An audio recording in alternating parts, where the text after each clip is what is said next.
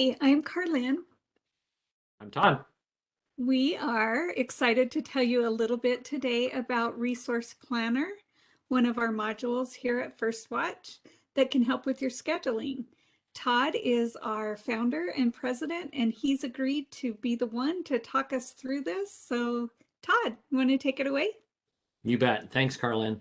This will be just a super quick overview. We have other videos, some that are very long, some that we'll be creating that are kind of more middle ground. But with Resource Planner, really it's a software product that's been around for about 30 years, maybe 25, built by a company called Icera.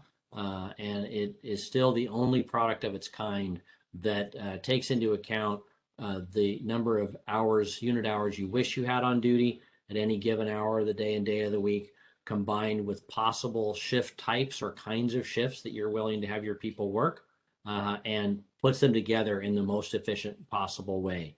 So it starts with demand analysis.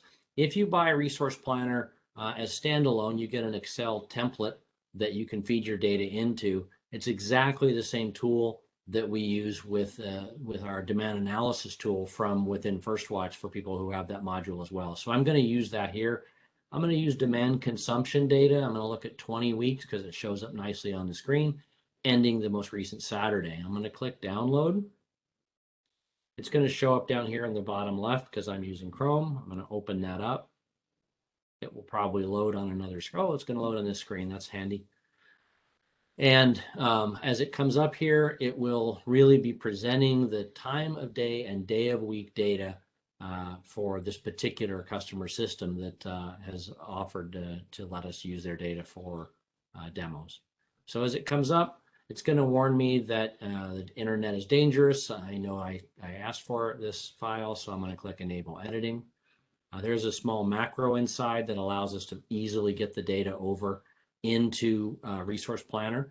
So it's going to warn me about that. I'm going to click Enable. On a different video, we talked about what each of these things are, but I'm going to go straight to the Resource Planner tab. I'm going to make this window bigger so you can see it.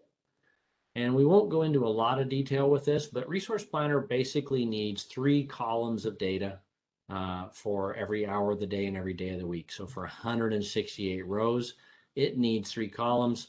By default, it calls them AV, volume, min, and max. This tool allows you to pick from a whole variety of formulas and approaches used in our demand analysis template. I'm going to leave them at their default of average peak and simultaneous average peak. You can do some adjusting. You could do things like set the minimum number of units that are required to be on duty at any given time, and that will adjust so that what you're trying to get Resource Planner to do is exactly what you want. If you're one of those people who use different buffer values, either units or percentages, you can do that in here. I'm just going to accept the defaults. I'm going to click Copy Data. That's going to copy those 3 columns and 168 rows into my clipboard. I'm going to minimize this. I'm going to minimize the FirstWatch tool. And I'm going to talk a little bit about Resource Planner after I get the data loaded. Now, what Resource Planner needs most are 2 things. What it calls target staffing. So when do you wish you had how many units on? So I'm in the target staffing tab. I'm going to click paste, and that pastes in that 3 columns of data from the Excel spreadsheet. It also needs to know what kinds of shifts your system is willing to use. So I have some shifts built in here, a 10-hour, 40 hours a week shift, an 8-hour, 40 hours a week shift, a couple of kinds of 12-hour shifts, a 13 and a quarter, 3 days a week shift, and a 24-hour, 56-hour week shift. So there's a lot more detail to this, but I'm just going to go ahead and leave that for a later video. But so now it has already showing what is in those 3 columns. The top of the gray is that AV volume column. The top of the light gray is the min column, and the top of that cyan or blue color is the max column. So that's target. That's what we're shooting for, and we're just going to tell Resource Planner to build a plan, and it's going to take all the information, which includes those shift types, And in just a couple of seconds, it has created a schedule that it consists of, it looks like 10-hour shifts, 12-hour shifts, 13.25-hour shifts, some 24-hour shifts, and some 8-hour shifts. And you can see that the resulting shift pattern is represented by this dark blue line, and you can see how well it matches all along the way. And so it's in just seconds gone through and created a whole shift schedule that allows you to maximize it. It can tell you that it's used 2,108 unit hours with 90 FTEs. If you put cost in for each kind of shift, your average hourly cost or average shift cost, it will show it down here. We just have $1 in for each one, so it used 33 shift types. So that's the basic idea behind it. You can tweak and refine it quite a bit. You can tell it I only have a certain number of unit hours budgeted or a certain number of FTEs and constrain it to that.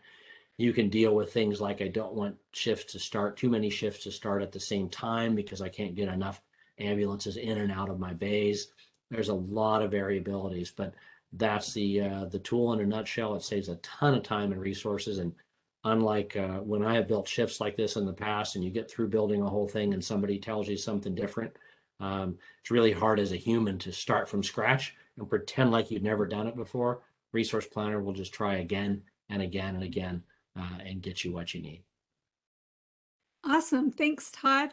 I think there's going to be a lot of happy people that have spent those endless nights like you did, building shifts and tweaking them to meet their crew members' needs. So awesome overview. Thank you. And we will be going into this in depth in a future video. So we hope you'll come back and join us for that. Other than Great. that, have a great day. Thank you. Thank you all.